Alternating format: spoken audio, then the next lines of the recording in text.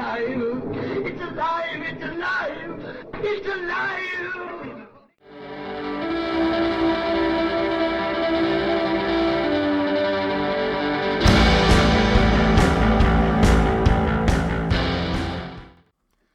Hello and welcome to Alive After Reading. I'm Tim Niederreiter, an author and other things. Obviously, I'm podcasting right now. And welcome to gosh, I can't talk at all, but I have a guest with me, as usual.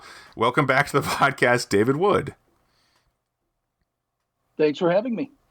So, David, you are by now kind of a long-running indie author, but can you tell people a little bit more about the stuff you write and the series you have out?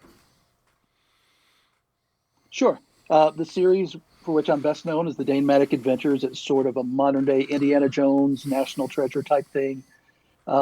Basically, my tagline is classic adventure for the modern reader. I love the old-school adventures, the pulp stuff, but I like to tell it with more of a modern convention. So I have some sub-series with that, and then I worked with some co-authors, primarily Alan Baxter, and we have some darker stuff, the Jake Crowley Adventures, which are more action-adventure, but with sort of a Detective Pendergast from the from Preston and Child vibe to it. We deal with darker subject matter, the occult, and things like that. And then we write the Sam Aston Investigations, which are giant monster thrillers. And those are the most adult. That's where I let Alan use F-bombs as punctuation and adjectives and adverbs and everything else. And we're actually really excited about the one that we're working on right now. It is called Crocalypse, Crocalypse. And it is about, well, you can guess what it is, but the name is actually a theme park. So it's a bit Giant Croc and a bit Jurassic Park, and it's been so much fun to write. So Croc-pocalypse, in other words. Yep. That sounds fun. I do like a good monster story. I actually read Relic by the first of those Pendergast books back in the day, and that was really fun. Actually, I was surprised how much I liked it. Yeah, I'm a big fan of Preston and Child. They do great work. Yeah. So I did actually. It occurred to me though, while you were saying, that you write, kind of old, classic adventure with a more modern style, right? And right. I thought that is so much what I've been thinking about lately. I mean, as regards the kind of stuff I write, it's more like science fiction, fantasy stuff for me. But I look back at I was watching. Well, I saw the Terminator was on YouTube with ads, but otherwise free. The 1980s version Terminator, and man, that movie is so. I love that movie for one thing. That's my first. Yeah.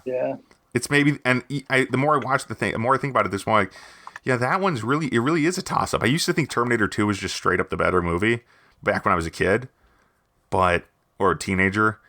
But no, I really like the original one now, and I think it might top it for me anyway.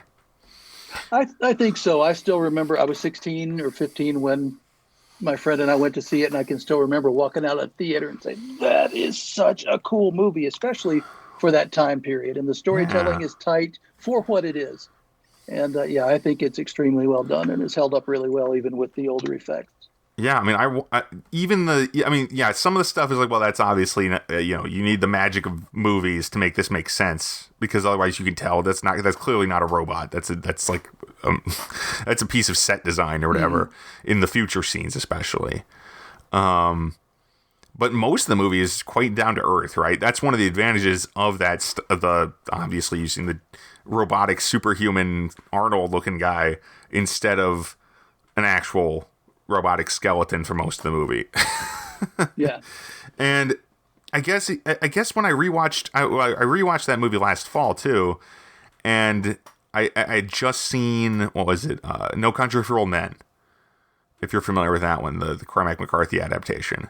Yes, I haven't seen it, but I'm familiar with it. It's a very similar movie in theme and actually in basic plot line to The Terminator. Weirdly. Interesting. Because, and that's the thing that it got me thinking, like, that's a movie that's basically the same kind of storyline. It has a different ending. It has a different everything, basically. But they're both the same archetype, if they can be called an archetype, of this is a robotic killing machine. And I mean, in No Country for Old Men, he's a person. He's a crazy evil man, not a robot. But it's the same kind of thing. And he's just utterly determined to get the hero, who's this plucky, adventurer guy. And the difference in these movies is pretty pronounced in how things unfold, but they're both very much the same kind of layout. With that, at least as far as those two characters go, and those are the principal characters in each movie, really. Anyway, I don't know why I was thinking about that. I just thought it was really interesting. But then the more I think about it, the more I'm like, those old '80s movies like Alien and the Predator. I mean, a lot of these movies, they have this kind of flair to them that I really like. I still really enjoy, and I find lacking in modern movies of the same kind of genre. There's not. I mean, I don't watch, or maybe it's like that genre is gone now. Does that make sense?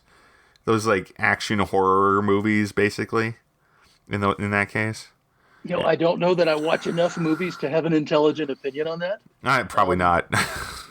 But yeah, I can't really think of anything quite like those that I've seen of late. I mean, it's just a different environment, especially with the superhero movie craze going on, which is, it's what it is. But it seems like it's sucked a lot of oxygen out of the room for other things. My point, though, and it does relate back to books, I'm not just being a movie nerd, because frankly, the number of times I profess to not ever watching movies makes me feel like I'm being totally insane right now by saying this on the podcast. I'm ruining my brand, in other words. But I guess my point was that with that comparison between, two like pieces of media, No Country for Old Men, The Terminator, that kind of thing, and just The Terminator and The Predator, all that sort of thing. Like, there's all these parallels between all these stories, and they kind of fill in to me as like, what do I want to do next? Is actually always my question, right? And that's what always gets me thinking about when I'm like, yeah, I really like The Terminator. Maybe I could do something along those lines, but what can I pinch and twist and change to make it mine? And not even recognizable, hopefully, as what it was what it inspired me, Yeah, I don't know that the average reader even cares if it is recognizable. If you're hitting the tropes that really resonate. I think that especially within certain literary communities, and I won't name names, tropes are treated as weak writing, cheap writing, hack writing. But the tropes are what resonate with the reader. A trope is simply a thing that has been demonstrated to touch a chord and to be an effective way of eliciting emotion or excitement or to structure a plot. And, you see it with Star Wars, where it's so heavily inspired by certain older movies like the old Kurosawa film and things like that. And you can see that time and again. But as long as the creator handles those tropes well, I don't think that it's a problem for the average reader. You might not win some literary award, but that's okay, because I don't think those things help sell books. And science fiction and fantasy aren't going to be winning many literary awards regardless. Right. Yeah. And so for me in particular, that's doesn't really make any difference to me. But so good point. And actually, that really does kind of illuminate where something I'd forgotten about is that originality is not the big issue. Even though I try to kind of keep the idea pushed to the back, is that you don't need to be. I don't need to be as original as I kind of feel like I want to be. Is the thing. I like being original, but it's not as useful as I thought when I was a kid. When I was like just starting out writing 18 years ago or whatever. Yeah, and I think sometimes people mistake plot structure for a lack of originality, but really there are certain things that readers have been conditioned to expect on a subconscious level in a story, certain turning points and things like that. And if you distill something down far enough, you're going to find the same structures in many, many things, but that doesn't mean it lacks originality. Absolutely. And structure is its own value in fiction. In fact, it's kind of what makes fiction intelligible as a piece of art. Would you agree with that, or do you think? Absolutely. Yeah.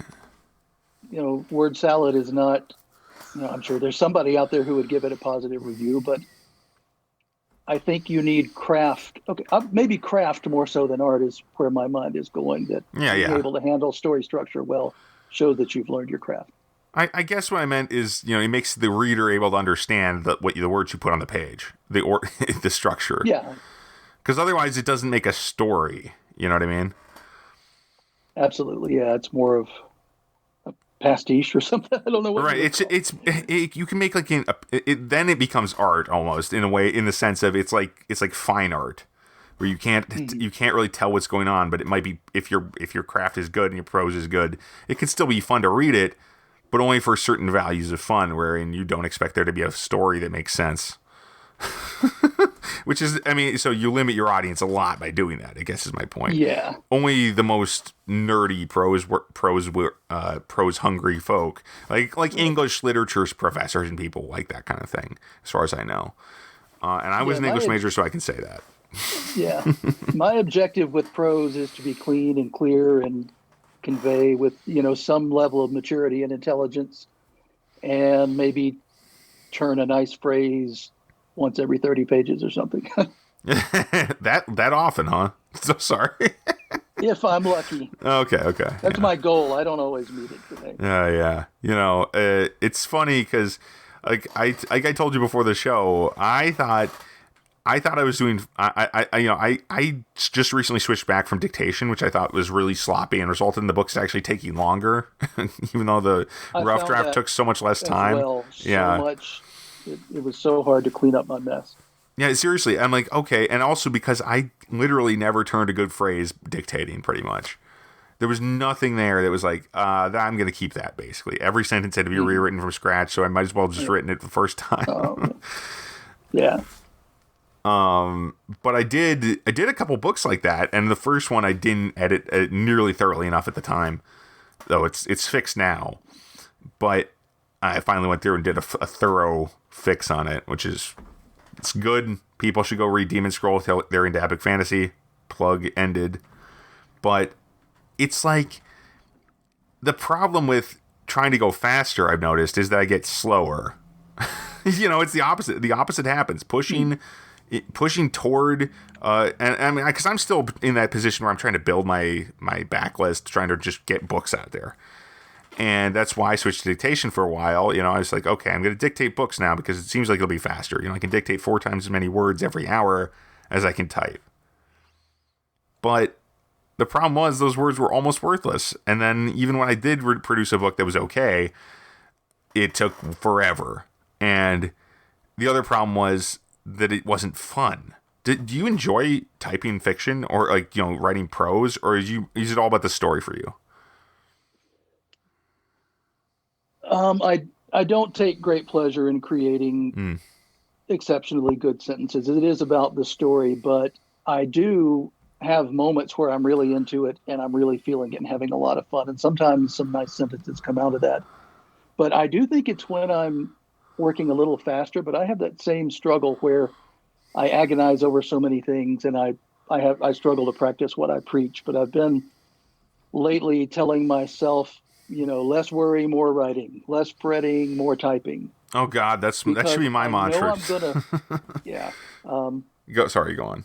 Yeah, less worry, more words, basically. Yeah. Because I know I'm going to fix it in the end, and I know that I might be leaving a plot hole, but as long as I make a note of it, the solution will come to me, and I need to have more faith in myself, because I always end up agonizing more than I need to. So I've been trying to consciously write a little faster, almost aggressively, putting things down on that first draft, and then trusting that I'm going to fix it later. No, that's good advice.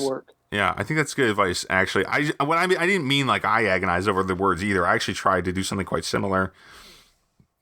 I just find that that typing gives me the chance, because I'm only getting 50 words a minute, 30 to 50 words a minute instead of 100 words a minute, Oh, okay. That it gives me the time to actually think about the story and enjoy it while I'm going. I guess. Because when I'm talking, I'm like, I'm just stumbling over this shit, and I'm like, literally, I can't get anywhere. But I can't remember what I did or even what the scene was practically by the end of it. I just know the idea that I went in there with. What I found with the dictation is that I was a bit too wordy. I would throw in a lot more incomplete sentences that sounded really cool when they were coming out of my mouth, but when I reread them, like, no, that's not great. And then I just introduced so many errors. I mean, for example, my sidekick's name is Bones, that's his nickname, and which requires a capital B. but they're archaeologists, so they encounter a lot of bones, and those are going to be lowercase. Yeah, just little things like that. Yeah, And that'd be just a all pain. the unintentional homonyms. Yeah, no kidding. I can only It just wasn't imagine. efficient. Yeah, sorry, I was talking over you there for a second, but Okay. I can only imagine how that would cause a lot of trouble. Honestly, it's specifically the bones thing actually does remind me, because I had a couple homonyms in names in my fantasy as well. And I'm like, oh gosh, it was such a pain to iron all that out. Glad that Yeah. character died in that book. Anyway, And then the other problem or challenge that I faced was that these are around the world adventures that I write with using lots of non-English words. I use a lot of history and legends in my story, so all kinds of proper names and things that just aren't going to come through and aren't really worth training Dragon to know, because you're never going to go back to a lot of these people again. So yeah. yeah, it just ended up not being particularly efficient, but I might try it again someday. Yeah, I mean, I said, I was kind of swept off my feet with it, but it was not as it turned out that it was kind of what was it was all moonshine or whatever. It didn't make sense to keep doing it. Anyway, that's enough about that. Dictation works for some people. It didn't work for me. It sounds like it didn't really work that well for you at the moment, but Yeah, not where I am, but right now as a writer Yeah. anyway. But I gotta say, I do. Well, I mean, obviously, I envy a lot of authors out there because I'm not all that successful with my books yet. But I like my books, but they're all kind of weird, and that kind of gets to where what you were saying at first with the, tropes are helpful because they help people, and I agree with that. I mean, but when people can follow your story because it makes sense, because it looks like another story they know, or because it fits a kind of genre. That's something I'm so bad at fitting in my books into genres, and I don't know how to phrase this as a question. But does that ever become a problem for you? I guess do you ever have that kind of urge? Not especially, because maybe my tastes are kind of pedestrian. I like regular old stuff, and I guess the only thing that I find challenging or problematic is that because I like the Indiana Jones stuff, I like just a little touch of fantasy in my adventure stories. So a lot of people because I structure it more like a Clive Cussler story, a lot of people try out my first book or two. They get most of the way through and think they're getting one thing, and they get an Indiana Jones twist at the end. Yeah. So I wrote a prologue or a book zero to begin my series, and I introduced a little bit of the supernatural a little bit earlier. Also, I just wanted the advantage of it reflecting my new writing style, but hopefully that's going to let people know right away where what they're getting into. And then, like, some of my books, I have cryptozoology, some are biblical archaeology, some have ghost stories and things like that as the background. So sometimes the readers will like one a little more or less than the other because of the tropes that I hit. But no, I don't really do a lot of stuff that's difficult to categorize. Whereas, like, Paul Cooley, Yeah. he does stuff like that. My friend, I mentioned Alan Baxter, my co-author. Some of his stuff, it's urban fantasy, but it's also thriller, and it's mixed martial arts, and it's witchcraft, and so he overlaps a lot of things, and that can be a struggle because you would think that the more genres you touch upon, the more you broaden your audience, but I found in my experience it narrows it, because you're going to keep getting rid of the people who don't like this and don't like this and don't like this. So you really have to, I think, work harder in your situation to find the people who really, really like this sort of mashup type thing. And there are fewer than the mainstream, but if you can get to them, you only need to get a certain number of dedicated readers Right. to survive. But it's tough. Yeah, it's it's especially tough when people are squeezed on all sides, like right now, pandemic Yeah, and all for that. sure. So, but it's funny too, because I've noticed that the main books that did well for me when I launched them were always the ones that were just straight kind of, they appeared at least at first to be straight down the middle fantasy, and then people start talking about how weird they are in the reviews, and it seems like my sales drop off, which is kind of funny.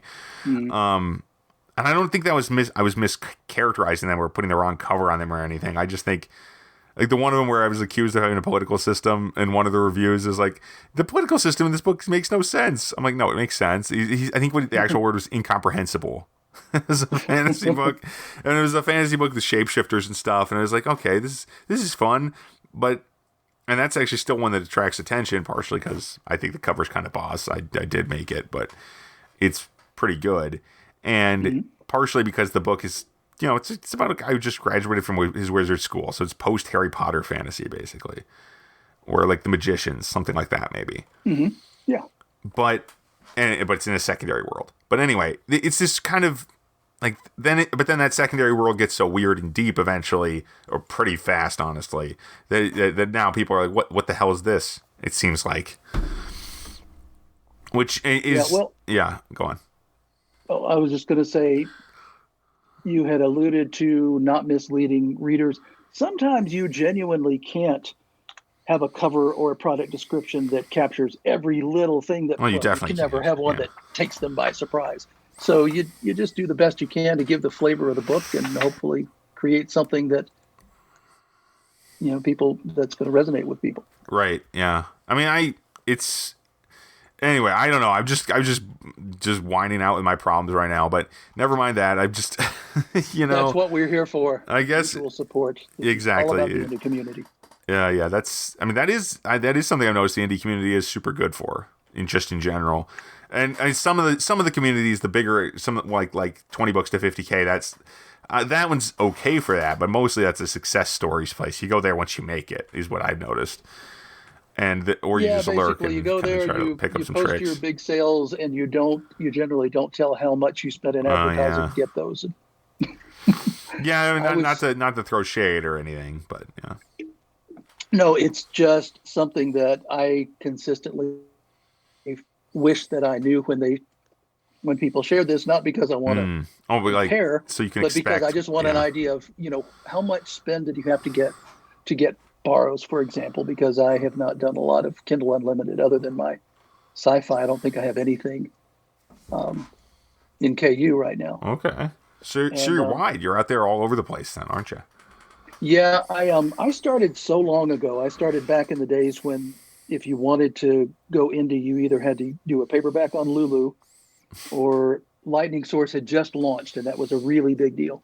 And so Indie Pub was paperback, and maybe you could beg and plead fiction-wise to list a PDF for you if you were very lucky. Wow. And so, yeah, and so every time a new platform came up, I jumped into it. And at this point, I have enough of an audience in most of these other stores that I really don't think it would be the right thing for me to switch over to KU. So no wonder you're doing you got a career then. You've been at it for a while now. Yeah, it helps when you have, between having done it for a long time and then having worked with a lot of co-authors. I stole a lot of ideas from Jeremy Robinson, who was writing stuff very similar to mine when I first started. He was about a year ahead of me on the success arc, and he always was a great mentor. And so when he started doing co-authors and origin stories, I'm like, boom, I'm going to do that. And it's been great not only to build relationships with other authors, and they've written some really fun books and put their new twists on my universe, but it means I have a very large catalog. Yes, that's got to help. Yeah, it's going to be real handy. Yeah, and I guess how fast did you first put out your books, I guess? That's a question I haven't actually heard a lot of people ask you, When you're Go on. It's been so long, I have to remember. I was working full-time. I had young kids. Mm-hmm. I had a part-time job. I volunteered as a martial arts instructor, so I had very little time. I had to stay up late at night to write, but I think I put out a book a year at first, or maybe it was every 6 months, because I bounced around.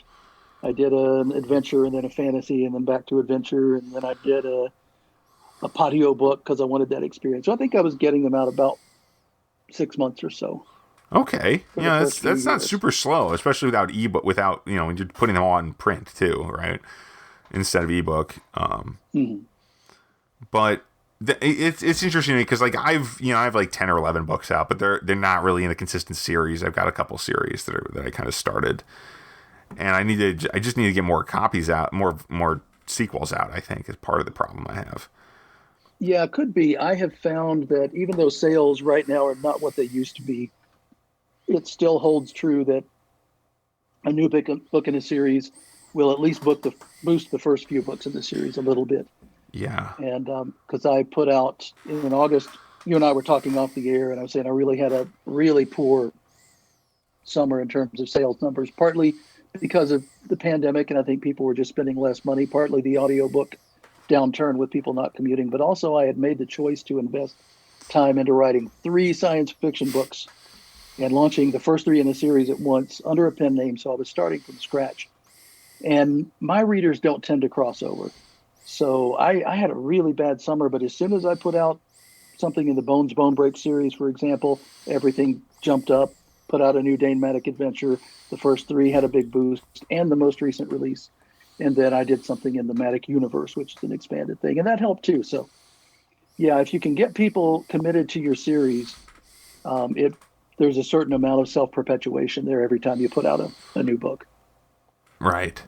And yeah, I guess I don't think I have one series of 3 books, and all the other ones are shorter. And yeah, out of 10, 11 books, obviously I've been a little bit spreading myself a little thin. So yeah. I know that pretty well by now, but it's tough. Well, a lot of writers who write similar to you, at least with whom I'm acquainted, not all of their stuff lends themselves to series easily. I don't know if that's been your experience, but a lot of times you're writing one-offs in the same, thematic. Well, I mean, I like the idea of a series, but I'm definitely more of a standalone reader. When I read a book, I kind of just want it, because I don't read enough to make it like, I'm going to read a 10-book series now. It's not going to happen usually. Right. Yeah, I've actually gotten away from that too. So even though I'm writing ongoing things, but then again, I like the ongoing that can be read as standalones, like the Preston and Child type authors. So yeah, that's kind of where I was. That's kind of what I was trying to try. I was trying to do that. I'm trying to do that with my epic fantasy series right now, where the first 3 or the first 2 books at least are pretty much separate stories, but they have the same characters. And they do take place in a sequence. But if you read either of them, you would have a fine start to the series. Yeah. And then the third one is probably going to be a little more. It's probably going to be a little more series influenced. But by then, now 3 books, it feels like it'd be reasonable. That you wouldn't want to start with the third one. That would not make a lot of sense. There's 2 other ones. And I've seen some fantasy authors recently. They'll do a trilogy, and then they'll do a second trilogy that follows that first one. But maybe readers are more inclined to jump on that. I read a lot that between Pat Rothfuss and George R.R. Martin and Robert Jordan before he passed, they soured a lot of fantasy readers on long series, and I'm definitely one of those. I won't take on anything that promises to be dozens of books. I don't read any Brandon Sanderson anymore. Yeah. And I will try book 1 of a trilogy when the others aren't written if the author has a track record, like somebody like Mark Lawrence, for example, who's puts out trilogies like clockwork. I'll jump in anything new he has, because with trad pub authors, they need those sales on the first book, or the series might not get finished. So that's a good point too. I mean, I can see why people would be leery of that, and that's actually something I kind of fear for myself. Is like, I have 4 or 5 series out, right? And none of them are finished. I should finish one of these, or at least get 3 books and a nice stopping point. I'm not doing this very well, am I? I'm screwing it all up. I mean, I think many of these books have a satisfying conclusion, if not all of them. But then there's the problem with the fact that they don't. They each feel like there should be more of them. Yeah. Well, I would say that you've planted a lot of seeds, and at some point, I gotta water them. Which ones are growing the best? Which ones are most worthy of the available water you have? Right. Yeah. I definitely have my priorities, kind of lined up for this year. And my goals for the year are pretty intense. I think I already said them I was on Going to Now's New Year's show, and I mentioned how I wanted to write 11 new books this year, which I guess double my catalog. Oh, wow. Yeah. How long are your books typically? What kind of word count are you shooting? Well, they vary. I mean, some of them are as short as 50,000, but others are over 150,000. Oh, wow. Yeah, I know. It depends on the series, because I write in a couple different genres, basically. Like my cyberpunk fantasy books, that weird group are 50K or so. And I might just try to do one more of those to wrap that series, because that's my longest series of books, and of course it's the weirdest. and this is the one that has 3 in it, the Rain Protocol series. But if I do one of those, just kind of, because the last one actually does end on a cliffhanger, so please don't anyone go read that book until the next one's out, because it is a good book. I think the Bright Image is a pretty good book, but it needs a sequel, or it's not going to be a very satisfying ending. but then I've got my epic fantasies, the Demon Hunter series, which is like 100,000 plus, and the new one should be about 150K. I'm writing it right now. Who knows? It'll probably get shorter. These books tend to get, like, when I look at them, I'm like, oh, this book's gonna be 200,000 words long, and I'm like, no, who has time for that? By the time I get, or I'm finding shortcuts to the ending that I wanted is actually usually how it goes. But not, and I don't think they're the kind of things that characters will do. They'll surprise me, and I'm like, oh, I actually will cut. This whole section here isn't going to happen now, is it? It's that kind of thing. No. Now, do you feel like, are any of your series which you've started, are any obviously more popular than the others? Are they all? Yeah, Demon Hunter and Shifter Empire. Those are my 2 epic fantasy series. Are definitely more popular than the other ones. Okay, well then that's where I would land first. Can bounce around back and forth between a couple of those and get them wrapped up. Ah, that's a good idea. Pinball time. Yeah, or keep them ongoing if they're selling well, but getting out those new releases so that you can hopefully get some back catalog sales too. And I'm making all these hand gestures that you can't see. I don't know when I turned into a hand talker. Well, I couldn't even tell. Amazing. But I can't imagine why. We've been going for a while now. Thank you for the advice. It's real good.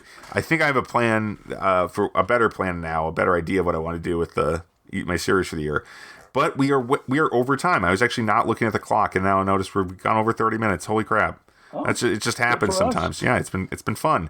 And so David, tell people where they can find your work. And it's everywhere, isn't it? You're wide.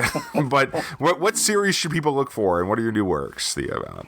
If you like classic action adventure, check out the Dane Matic Adventures or the Dane Matic Origins or the Dane Matic Universe. If you like the big monster stuff, check out the Sam Aston Investigations.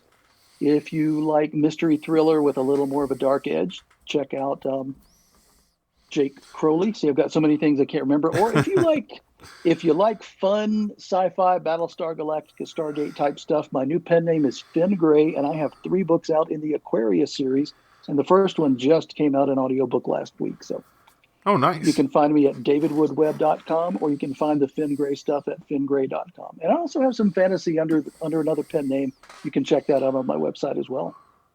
Something for everybody. Yeah, it's a full event. David Wood, he's a full featured author. You just can't stop. Well, thanks for being on the show, David. It's been fun. Thank you for having me. And yeah, don't be a stranger. And thanks for listening, everybody, because this will probably be a Wednesday show. So, you never know. But I imagine this will be out the day after my birthday. So, happy birthday to me, and have a good week. I will not sing, but I will wish you a happy birthday. Well, you couldn't top the time Paul Cooley sang me happy birthday on a live podcast. That was hilarious. Yeah, nothing better than that. As I was in the chat. That was kind of ridiculous and amusing. I smiled. Let me put it that way. But anyway, you can find my books at Amazon.com. Demon Scroll is the first book of the Demon Hunter series. It's new and revised edition that actually reads like it should. And Shadow Prince is the second book in that series. That's a good fantasy murder mystery type event. And then, of course, we have the Shifter Empire series, which starts with the Orphan Mage. Thanks for listening, folks. Talk to you next week.